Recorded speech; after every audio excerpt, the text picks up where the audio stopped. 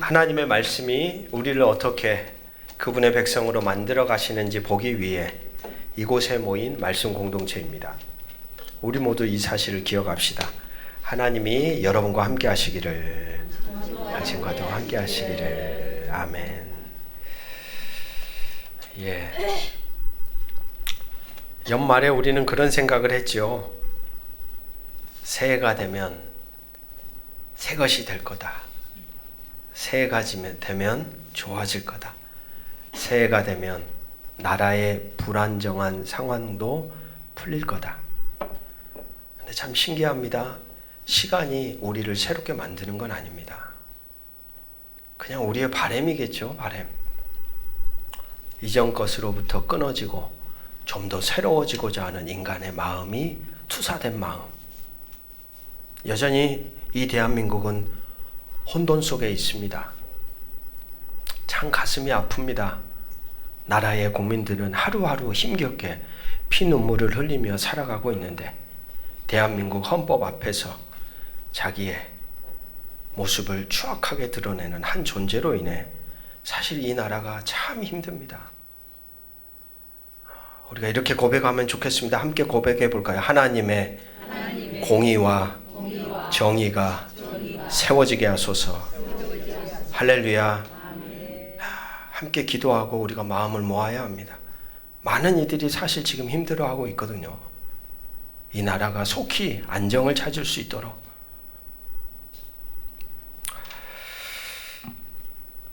여러분에게 뭔가를 기억나게 하는 매체가 혹시 있을까요? 옛날에 받았던 연애 편지라든지 아직까지 가지고 계신 분이 있으십니까? 아주 뭔가를 상징하게, 뭔가를 이렇게 딱 떠올리게 하는 그 매체 말입니다. 여러분의 기억 속에 어떤 게 있으실까요? 이미 우리 대한민국에는 한 가지 국민이라면 생각하게 할 만한 하나의 매체가 하나 있죠. 노란색 리본 하면 우리는 자연스럽게 세월호라는 사건을 딱 떠올립니다. 핸드폰은 어떻습니까? 요즘에는 너무나 시대가 좋아져서 손가락 몇 번만 딱 누르면 1년 전, 2년 전, 3년 전, 10년 전에 나의 흔적이 그냥, 저도 가끔씩 보면서 웃습니다. 세상에 이때가 너무 좋았다. 죄송합니다. 저보다 어르신들이 많은데 이제 막 옛날의 모습과 지금의 모습의 차이를 현격하게 느낍니다. 시간이 이렇게 흘렀구나. 한없이 작았던 아이들의 모습이 시간이 흘러 벌써 중학생이 되고 초등학생이 되고 나니까 그 어렸을 때 아웅아웅 말도 못했던 그 흔적 영상 하나 딱 보면 입가에 미소가, 이랬던 시간들이 다 흘러갔구나. 지금 제 손에는 하나의 종이가 있습니다. 혹시 이게 뭘까요? 이면지입니다. 이면지. 근데 제가 버리지 못하는 종이이기도 합니다. 항상 제 성경책 사이에는 이 이면지가 하나 끼워져 있습니다. 그 이유는 저의 아버지가 저에게 쓴 짤막한 메시지가 기록되어 있기 때문이죠. 늘 저의 아버지는 사랑이 좀 서투르십니다. 지금도 사실 비슷한데 조금씩 변해가시는 것 같습니다. 근데 그렇게만 생각했던 아버지에 대한 생각이 딱 깨졌던 순간이 바로 이 종이 한 장이었습니다. 종이 한 장. 표현해 주신 거예요. 그럼 사랑은 표현이 필요해요. 알아주겠지가 아니라 말이든 뭐든 뭔가를 좀 표현할 때 이게 전달이 되는 것 같아요. 이 짤막한 문장 딱 화면에 보시면 이렇게 쓰여져 있습니다. 뭐라고 쓰여 있습니까? 사랑한다. 잘해라. 아버지. 이게 언제 쓰여졌던 거냐면 제가 아버지 교회 부목사로 있었을 때 수요 예배 설교 전에 긴장한 상태로 앞에 이제 설교자니까 앉아 있죠. 아버지는 예배 드리려고 아버지도 저 뒤에 오셨다가 저의 긴장하는 모습을 보셨던 것 같습니다. 조용히 걸어오시더라고요. 그래서 저는 속으로 생각했죠. 또 설교에 대한 여러 가지 충고를 하시겠지? 근데 쓱 오시더니 조용히 제 성경책 위에 이 종이 한 장을 딱 놓고 가시더라고요. 종이를 딱 보고 제가 뭉클했어요.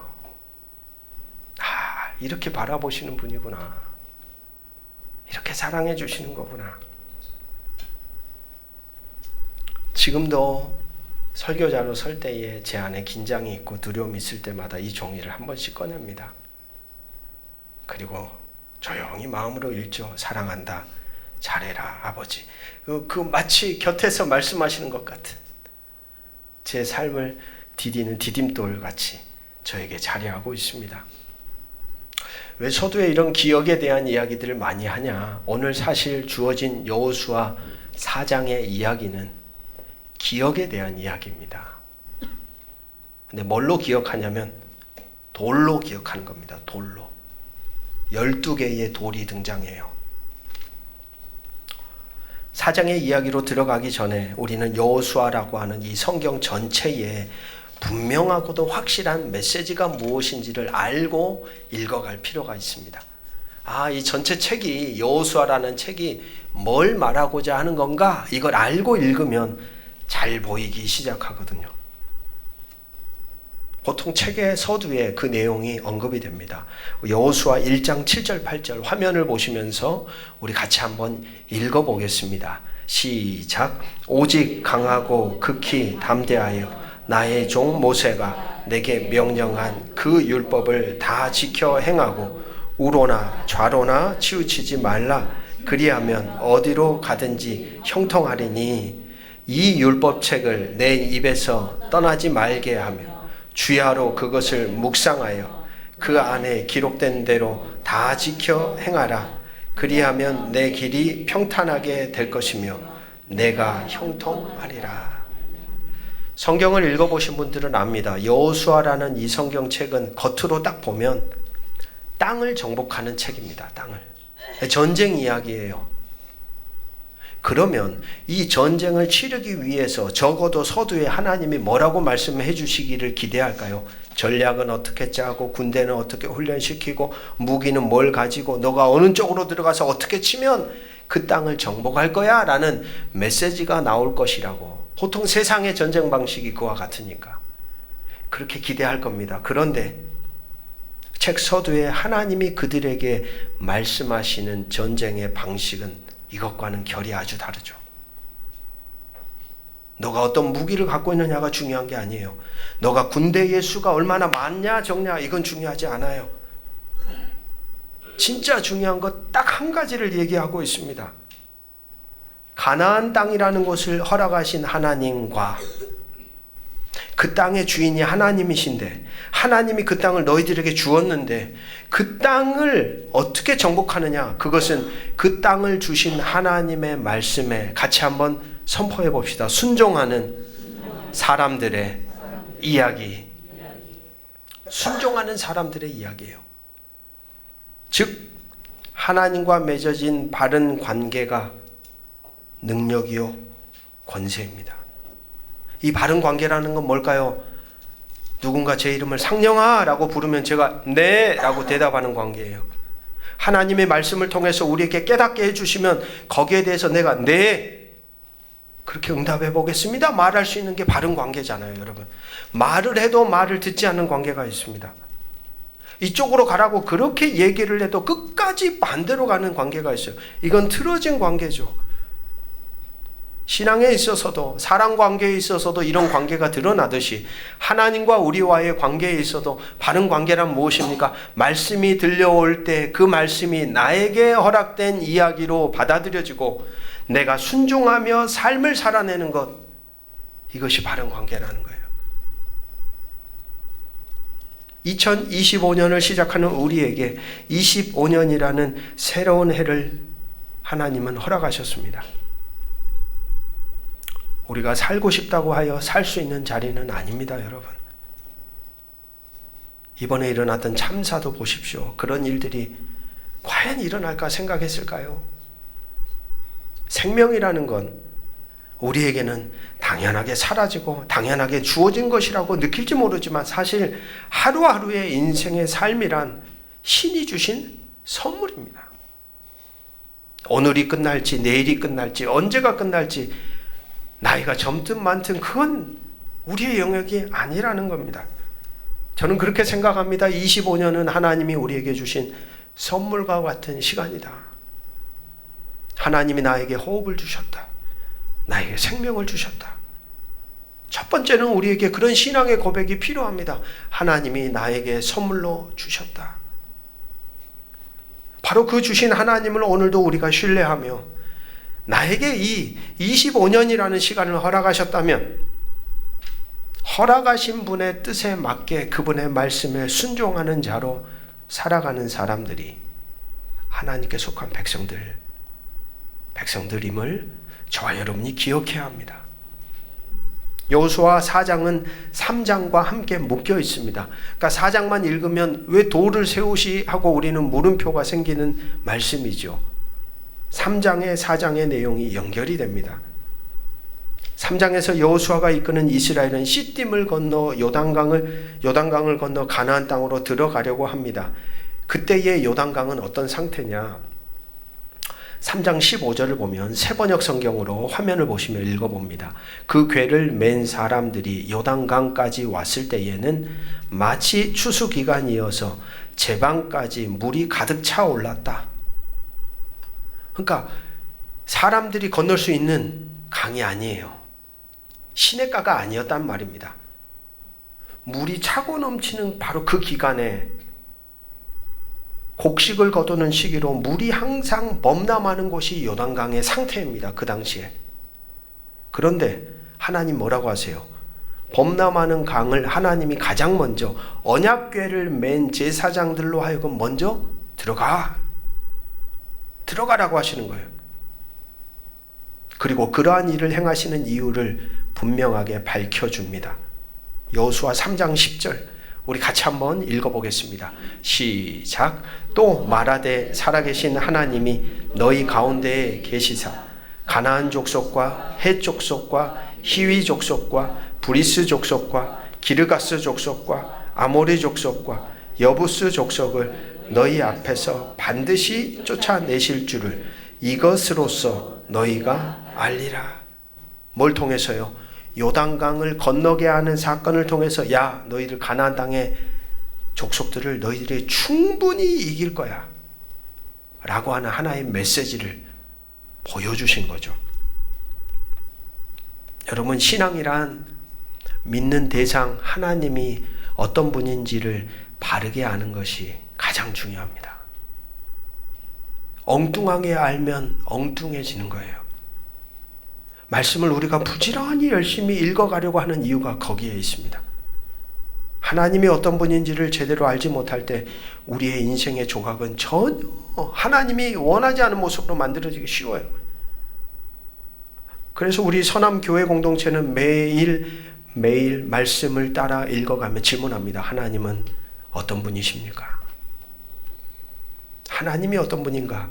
그분 안에서 그분을 말씀 안에 날마다 새롭게 만나고 알아가기 위해 우리는 몸부림치고 있습니다. 이야기는 계속됩니다. 하나님이 법궤를 들고 제사장 보고 들어가라고 하니까 제사장들이 요단강가에 서서 진짜 말 그대로 범람하고 있는데 뚜벅뚜벅 들어간 거예요.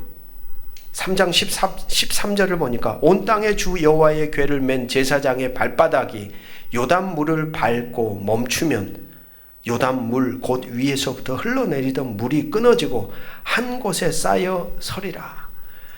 이거 보통 영화의 한 장면 같은 거 아닌가요? 물이 막 내려오는데 갑자기 물이 확 하더니 거기에 물기둥이 세워지면서 여기에는 갑자기 마른 땅이 되는 장면이 지금 딱 이 장면입니다. 제사장들이 먼저 들어가서 딱 쓰니까 물이 멈춘 거예요. 그리고 나자 약 1000m 뒤에 있었던 이스라엘 각 지파의 사람들이 지파별로 요단강을 따라 건너옵니다. 그리고 요단강을 건너가지요. 건너가고 나서 오늘 이야기가 4장의 이야기입니다. 건너가고 나서 제사장들이 다시 법궤를 메고 요단강을 딱 빠져나오자 마치 약속이라도 하는 듯 물이 어때요? 흘러내리기 시작하는 이야기가 3장의 이야기입니다. 그리고 나서 오늘 4장 1절입니다. 우리 같이 한번 읽어볼까요? 시작. 그 모든 백성이 요단을 건너가기를 마침에 여호와께서 여호수아에게 말씀하여 이르시되 모든 백성이 그렇게 놀라운 일을 경험하고 요단강을 건넌 뒤에 하나님의 말씀은 계속됩니다. 각 지파별로 한 사람씩 대표자들이 나와서 제사장들이 서 있던 요단강 한가운데에서 돌을 짊어지고 자신들의 어깨에 메고 나와 유숙할 곳으로 들고 나옵니다. 그리고 둘을 두 군데씩 세우는 거예요. 돌을 요단강 한가운데에도 돌을 세우고 거기서 또 들고 나와서 이제 이쪽으로 아예 건너온 다음에 여기에 길갈에다가도 12개의 돌을 세웁니다. 중요한 게 바로 이 12돌이죠. 돌을 왜 세우라고 하시는 것일까요? 오늘 4장에 2번에 걸쳐 반복되어 그것을 이야기하고 있습니다. 후일에 자손들이 돌을 보고 묻는다는 거예요. 그럴 때 그들에게 말해줘라는 거예요. 요단 물이 하나님의 언약궤 앞에 멈춰섰고 그로 인해 우리가 그 건널 수 없는 요단강을 땅처럼 건넜다. 즉 하나님의 말씀에 순종하며 요단강에 들어가는 이스라엘 백성들에게 요단강을 마르게 하시고 홍해를 말리시듯 건너게 하셨다. 이 이야기를 전달해 주게 하기 위해서 12돌을 만든 겁니다. 이스라엘 백성들이 건넜던 그 길에 대하여 여호수아 말씀은 이렇게 기록하고 있습니다. 여호수아 3장 4절 새번역 성경으로 읽어드립니다. 당신들이 이전에 가보지 않았던 길을 가기 때문에 하나님의 말씀을 따라 가보지 않았던 길, 보이지 않았던 길을 들어서는 순종하는 믿음을 가진 사람들에게 하나님이 어떻게 행하십니까? 자신의 능력의 손을 펼쳐서 요단강의 물줄기를 멈춰 세우십니다. 더 나아가 그런 하나님의 행위를 통하여 하나님을 늘 경외하는 바른 관계를 맺어가는 이스라엘 자손이 되게 하기 위해서 뭘 세우신 거예요? 돌을 세우신 거예요. 우연히 유튜브 영상을 보다가 한 의사 선생님의 이야기가 제 귀에 들려왔습니다. 그분의 강의의 핵심은 행복의 열쇠를 주겠다는 이야기였습니다. 행복의 열쇠. 여러분들에게 모두가 가질 수 있는 행복의 열쇠를 주겠다. 방법은 아주 간단합니다. 자신에게 행복하다고 여겨지는 그 순간, 그것을 자기가 깨달았을 때 하나의 상징적인 행동을 하라는 거예요. 그래서 저도 그 영상을 듣고 저도 상징적인 행동을 하나 만들었습니다. 그러니까 내가 일반적으로 많이 하는 행동 말고요. 그래서 저는 이렇게 만들었죠. 이렇게. 내가 행복하다고 느껴지면 요래야지. 그리고 나서 이 의사 선생님 설명은 시간이 흐르고 나서 삶이 힘들어지고 불안하고 두렵고 절망의 자리에 있을 때 자기가 상징적으로 했던 그 행동을 취해보라는 거예요. 그러면 신기하게도 이 뇌가 이것을 했었던 자기의 그 행복의 흔적에 대한 기억을 다시 소환했는다. 마음에 평안을 주고 평안을 준다라는 내용이었습니다. 그래서 저도 이걸 하나, 여러분들은 어떤 걸 한번 잡아보시겠어요? 귓볼을 만지는 것도 좋겠고. 여러분, 그 이야기와 오늘 성경의 이야기가 저는 결이 맞닿아 있다고 생각해요. 살아있는 기억은 힘이 있습니다. 살아있는 기억에 힘이 있다고요. 기억은 과거의 산물입니다. 분명히. 그러나 현재를 창조하는 힘을 가집니다. 과거에 내가 어떤 걸 경험했느냐에 따라서 그것이 현재를 만들어가는 원동력이 되잖아요. 기억하고 기념하는 것은 기억 보조 장치이며 동시에 현재에도 계속되는 이야기의 일상 삶의 일부가 되게 합니다. 누군가 그런 말을 했습니다. 우리의 신앙은 기억의 기초 위에 세워진다. 기억은 우리가 잃지 말아야 할 과거를 현재와 미래로 이어주는 하나의 다리입니다. 25년을 시작하는 우리에게도 이와 같은 돌, 기억의 흔적을 우리는 만들어야 합니다. 왜요? 놓치지 않기 위해서죠. 어떤 돌을 우리는 만들어야 할까요? 어떤 기억을 우리는 새겨야 할까요? 그저 하나님의 행하셨다라고 하는 흔적의 돌이 아닙니다. 하나님이 요단강에 놀라운 기적을 베푸셨다는 흔적의 기억이 아닙니다. 그것은 중요한 한 가지가 빠져버린 기억입니다. 하나님이 행하신 것보다 더 중요한 것이 있습니다. 보이지 않는 길을 걸어가라고 하신 하나님 말씀에 순종하는 우리 존재에 대한 기억입니다. 걸어갈 수가 없었던 그 길 앞에 서 있던 사람들이 하나님의 말씀 앞에 순종하며 그 길을 걸어갔을 때 하나님이 행하신 역사를 경험했다는 기억의 돌입니다. 그렇게 보이지 않는 길을 걸어가라고 하셨을 때, 하나님의 말씀의 주권과 통치 앞에 순종하였을 때 역사하신 하나님에 대한 기억의 돌을 25년을 살아가는 우리가 만들어가면 좋겠습니다. 그런 하나님의 흔적을 경험하였을 때 여러분 각자에게도 독특한 행동 양식을 만들어 놓으면 어떨까요, 여러분? 내가 하나님의 말씀을 따라 이렇게 순종했다, 그리고 하나님의 역사와 인도하심을 경험했다라고 생각되어지는 그 순간 여러분들의 사인을 하나 만드는 겁니다. 그래서 여러분들의 삶의 무너짐 속에서도 그것을 다시 회상할 수 있는 소중한 도구를 만들어가면 어떨까요? 서남교회에 속한 말씀을 묵상하는 성도들은 보이지 않는 25년의 길을 올해도 걸어갈 겁니다. 그러한 인생을 걸어가면서 하나님의 말씀 앞에 순종하는 흔적의 돌을 25년 우리 인생 여기저기에 세워가기를 주의 이름으로 축복합니다. 아마도 24년처럼 걸을 수 없는 자리도 있겠죠. 때로는 사방으로 우겨쌈을 당하기도 하겠죠. 때로는 억울하고, 때로는 마음이 상하고, 때로는 절망의 자리에 머무를 수도 있을 겁니다. 그때에 우리는 기억해야 합니다. 같이 한번 고백합시다. 하나님은 반드시 말씀하십니다. 할렐루야. 여호수아 1장에 모세가 죽고 난 뒤에 남겨진 여호수아의 상태를 하나님은 아셨어요. 그 수많은 이스라엘 백성들을 끌어가야 하는 그 부담감에 억눌려 있는 한 존재의 마음 상태를 아셨어요. 그래서 여호수아에게 하나님 말씀합니다. 불안해하지 말고 두려워하지 말라. 마음을 담대해라. 내가 너와 함께한다. 내가 너를 지켜줄 거다.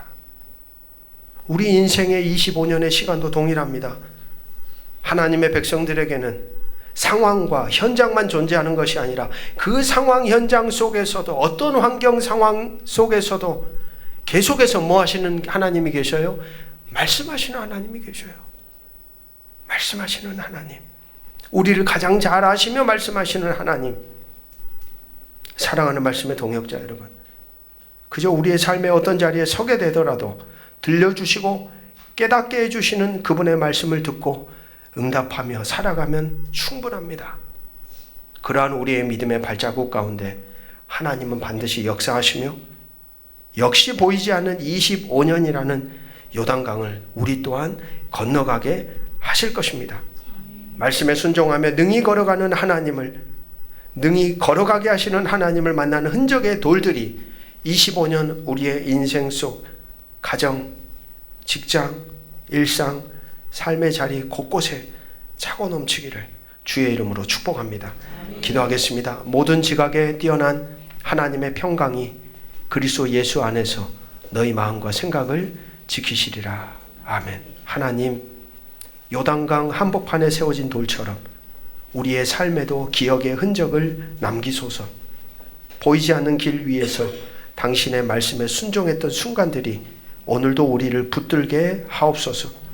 흐르는 강물처럼 넘치는 걱정 속에서도 당신의 음성을 듣게 하시고 두려움 속에서도 담대히 앞으로 나아가는 믿음을 우리 모두에게 허락하여 주옵소서. 우리의 발걸음이 멈춘 자리마다 당신의 은혜가 돌로 새겨지고 그 흔적이 우리의 가정과 일터와 삶에 빛나는 기념이 되게 하여 주옵소서.